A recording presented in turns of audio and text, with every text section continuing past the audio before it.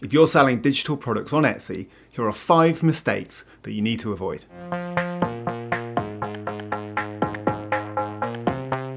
So Etsy is a fantastic platform. There's a ton of interested customers on there looking for things that you might have to offer. And if you've checked out my other Etsy videos on this channel, you know that I offer digital products.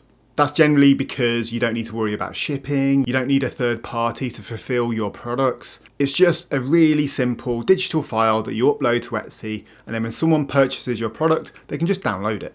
Not only is that super easy in terms of a hands-off, trying to generate that kind of passive income sort of style, but it also helps you to maximize your revenue and your profits over on Etsy. So I've been active over on Etsy for maybe about a year and a half now. And as you can see from my stats here, I've had 26 orders and made a little over $1,500 in revenue over on my Etsy shop. Now my Etsy shop's quite niche, so I've got slightly higher priced products, but I get less views and less orders. And that's because that's where I decided to position myself within. I had made mistakes previously, and I'm going to go into what those were now. So the number one mistake that I find on Etsy is just going too generic. So if we come on over to Etsy and have a little look for digital posters, you can see that this handy little tool Everbee here tells us that there's 3,180 monthly searches. So if we click on that, we might be able to find some interesting products to try and create. And so scrolling down, you can see some fun digital posters. You've got an otter holding a toilet roll, which is quite cute. You've got some cool song name lyrics. You've got the custom dog prints. And there's loads of different cool, quirky digital posters that you could download and print at home. So you might be thinking, great, I'm going to tap into this market. But if you don't create something that's unique and it stands out and it's different, you're just not going to sell anything over on Etsy. So let's say you wanted to create a watercolor poster. You've got some really nice ones up here at the top. And if you want to create that, you're going to have to compete with all of these. They look really high quality, and you're probably going to find it quite hard to break through against these. They're also only selling for a few pounds, and so the profit margin is quite small. And so you're really going to have to come up with something quite unique in order to stand out and break through. So tip number 1, don't be generic. Try and create something that's a little bit different that will stand out against the competition. Tip number 2 is niching down. And for that, I use Everbee. So if we come on over to the Everbee research tool, we can see that if we search for digital posters, that there's almost 2.5 million competing products, which is absolutely insane. But if we want to find an area within these digital posters, we can just add a filter here. And let's say we want a max of 100,000 competitors. So straight away, we've got this one at the top here called Floral Digital Poster. So if we have a look at that over on Etsy, we can see the type of products that are listed here, and maybe we could create something within this niche. It says here that there's still around 100,000 competing products and 581 estimated searches a month.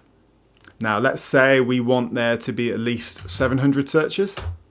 We've got things here like digital downloads poster retro. Again, retro poster, digital download. And you could go through and you could find different niches using this keyword research tool. Other ways is just searching around on Etsy and trying to find products that are selling. This way I find just takes a lot of that guessing game out of it and actually gives you some nice data to look at. And whilst I mentioned you need to niche down, that's trying to find less competitors within an area, but you still need that search volume as well.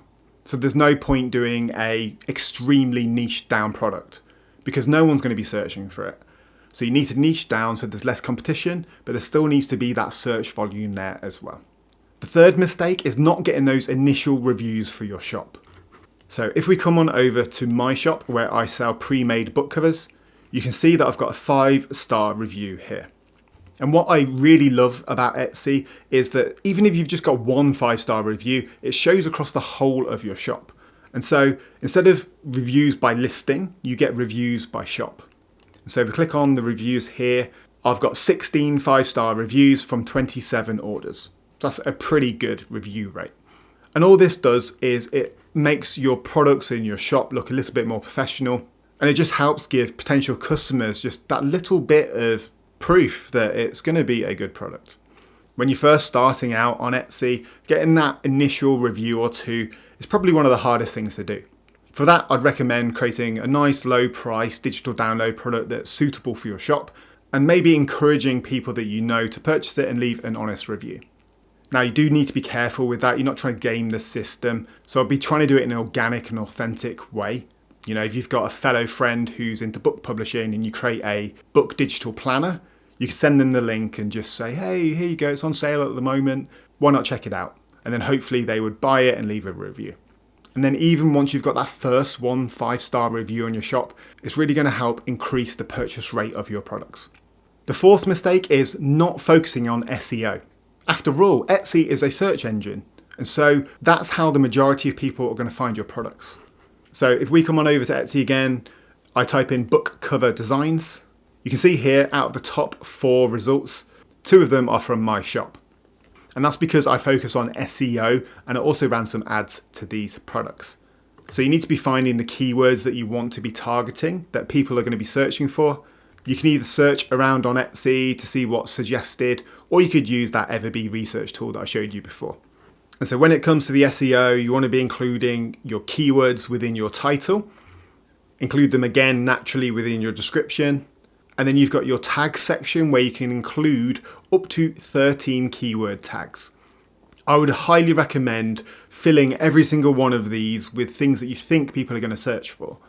So here I've included things like book cover design, pre-made book cover, cheap book cover, romance book design, ebook design, etc. And so when you're creating a product, you really want to be thinking about what keywords people are going to be searching for to try and find your product, including them in your title, your description, and in your tags here as well. The fifth and final mistake that I've seen other people do, and I've probably done myself when I was just getting going, is focusing on quantity over quality. Now you might be thinking if I can create 100 listings, I've got more chance of selling on Etsy. That's just not the case anymore in 2025. Etsy is highly saturated, and unless you're creating a brand new niche, you 100% want to be focusing on quality. It's so much better to create 1, 2, 3 really high quality products that have chance of getting sales and ranking organically than even 1,000 low quality products that just aren't going to sell. Because let's face it, it's going to take you time, it's going to take you money, it's going to take you effort to create those listings, to upload them on Etsy. And so I'd highly recommend you focusing on very high quality products, minimize the amount of listings that you're creating, because that's going to help you to see more success in the long term. So those were my 5 mistakes that I've seen people make when it comes to selling digital products on Etsy. But I'm sure that I've missed loads out. So if you've got any additional ones, make sure to drop them down in the comments below. Right, that's it for this video. If you want to check out Everbee, I'll leave a link in the description below. Make sure to hit that like and subscribe button, and I'll see you in the next video.